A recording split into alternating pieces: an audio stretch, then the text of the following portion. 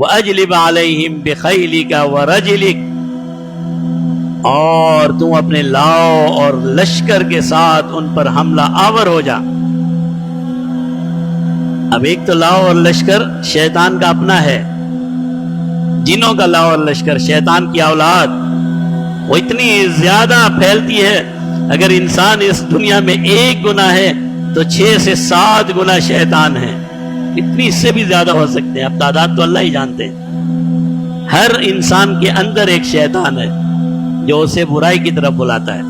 ایک تو شیطان کا اپنا لشکر ہے جو ہمیں نظر نہیں آتا، جسے ہم دیکھ نہیں سکتے، جو ہماری نظروں کے سامنے نہیں ہے، لیکن تصرف اتنا کہ ہمارے اندر وسوسے ڈالنا اور ہمیں غلط خیالات کی طرف لے جانا ان کے لیے کوئی مسئلہ ہی نہیں ہے، ہم لیکن انہیں دیکھ نہیں سکتے، دیکھیں تو بچیں۔ ایک تو شیطان کا اپنا لشکر، دوسرے ہماری طرح کے انسان جو شیطان کے جال میں پھنسے ہوئے ہیں، وہ ہمیں گناہوں کی طرف ابھارتے ہیں۔ ہمارے دوست بھی ہو سکتے ہیں، ضروری نہیں ہے کہ دشمن ہی ہو۔ شیطان کبھی میرے دوست کو اپنے چنگل میں لے کر مجھے تباہ اور برباد کر دیتا ہے۔ کس طرح؟ آ جا یار چلتے ہیں، کوئی بات نہیں، بھائی دوستی ہے بچپن کی، ایک ہی کلاس میں پڑھے، ایک ہی اسکول میں رہے، کھاتے پینا اٹھنا بیٹھنا ایک ساتھ ہے۔ اب جب وہ دوست ہمیں گمراہی اور تاریکی کی طرف لے کر چلتا ہے تو انکار کرنا مشکل ہو جاتا ہے۔ بھائی نماز پڑھنی ہے یار، بعد میں پڑھ لیں گے، کیا تو نمازی بن گیا ہے؟ وہی ہے نا، تو میرے ساتھ اسکول میں پڑھتا تھا، بتاؤں تیری پول کیا کیا کرتا تھا، اب تو آ گیا بڑا نمازی، تہجد گزار ہو گیا ہے۔ دوست ہے، دوست سے کیا چھپا ہوا ہے؟ انسان اپنے جیسے انسانوں کے ہاتھوں تباہ اور برباد ہوتا ہے، کبھی دوست کے ہاتھوں، کبھی بھائی کے ہاتھوں، کبھی بیٹے کے ہاتھوں، کبھی بیوی کے ہاتھوں، یہ سارے انسان ہیں اور ہمارے اپنے۔ بعض اوقات انسان کا دل نہیں چاہتا رشوت لینے کا، لیکن بیوی اور بچے اسے مجبور کر دیتے ہیں غلط راستے پر چل۔ ایک آدمی ہے بہت ہی نیک، عبادت گزار، تہجد گزار، حاجی صاحب، سب کچھ ہے، اولاد کی شادی میں دیکھو تو گانا بھی ہو رہا ہے، بجانا بھی ہو رہا ہے، بے پردگی بھی ہو رہی ہے، اسراف بھی ہو رہا ہے، ضرورت سے زیادہ خرچ بھی ہو رہا ہے۔ کہ حاجی صاحب یہ کیا ہے، حاجی صاحب یہ کیا ہو رہا ہے؟ بچے نہیں مانتے، گھر والے نہیں مانتے، کیا کروں، مجبوری ہے۔ بھئی یہ کون سی مجبوری ہے؟ اب آپ غلط راستے پر جا رہے ہیں۔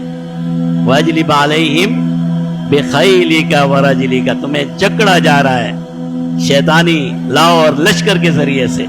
شیطان کے دوست اور شیطان کے ہرکارے جو انسان بھی ہیں اور شیاطین بھی ہیں، ہمیں پکڑ کے گناہوں کی طرف لے جا رہے ہیں، دل نہیں بھی چاہ رہا پھر بھی گناہ کر رہے ہیں، اور کبھی کبھی چھوٹے چھوٹے گناہ کراتے کراتے وہ اللہ معاف فرمائے انسان کو جہنم کے کنارے پر پہنچا دیتا ہے۔ دوستیوں میں کچھ عرصے پہلے کی بات ہے، ایک لڑکی کو اس کی آبرو ریزی کر کے ریپ کر کے قتل کر دیا گیا، اور اس سے جو قتل کرنے والا تھا اس کو پھانسی ہوئی یا جو بھی سزا ہوئی، عمر مجھے یاد نہیں ہے، لیکن ٹی وی پر اس کا انٹرویو دیتے ہیں نا، ٹی وی پہ ایسے پروگرام ہوتے ہیں، ٹی وی پر اس کا انٹرویو چل رہا تھا کہ بھئی تو نے یہ قتل کیوں کیا، یہ قتل آپ نے کیوں کیا، یہ ایک شیطان آپ کیوں بن گئے؟ تو اس نے جو اپنی اسٹوری بتائی وہ یہ تھی کہ ایک ہی جگہ پڑھتے تھے، وہ لڑکی بھی وہ لڑکا بھی، تو میرے دوست یہ کہتے تھے کہ یہ لڑکی تجھے بار بار دیکھتی ہے۔ اب یہ دیکھو شیطان، میرے دوست کہتے تھے یہ دیکھ وہ لڑکی تجھے دیکھ رہی ہے، یہ تجھے دیکھ رہی ہے، یہ تجھے پسند کرتی ہے۔ دوستوں نے کہہ کے میرے دل میں بھی اس کی محبت آ گئی، اور جب محبت آ گئی تو میں نے اسے کہا بھئی شادی کرتے ہیں۔ اس لڑکی نے کہا کیسے کر سکتی ہوں، تو جب اس نے شادی سے انکار کیا تو مجھے غصہ آ گیا اور میں نے اسی دوستوں کے ساتھ مل کر ان کی مدد لے کر اس کو بے آبرو کیا اور پھر اس کا گلا گھونٹ دیا۔ آغاز کہاں سے ہوا ہے؟ دیکھ تجھے دیکھ رہی ہے، چھوٹی سی بات سے آغاز ہوا ہے، اور آغاز کرنے والا کون ہے؟ آپ کا اپنا دوست، آپ کا اپنا بھائی بھی ہو سکتا ہے، آپ کا اپنا رشتہ دار بھی ہو سکتا ہے، آپ کی اپنی بیوی بھی ہو سکتی ہے، آپ کا اپنا بیٹا بھی ہو سکتا ہے۔ آپ کو کیا پتا کون شیطان کے شکنجے میں آ گیا، نعوذ باللہ۔ کوئی یہاں لکھا ہوا تو نہیں آئے گا کہ یہ شیطان کے شکنجے میں ہے۔ اللہ نے مسلمان کی صدر پوشی کی ہے، یہاں لکھا ہوا تو نہیں آتا کہ یہ اس گناہ میں مبتلا ہے۔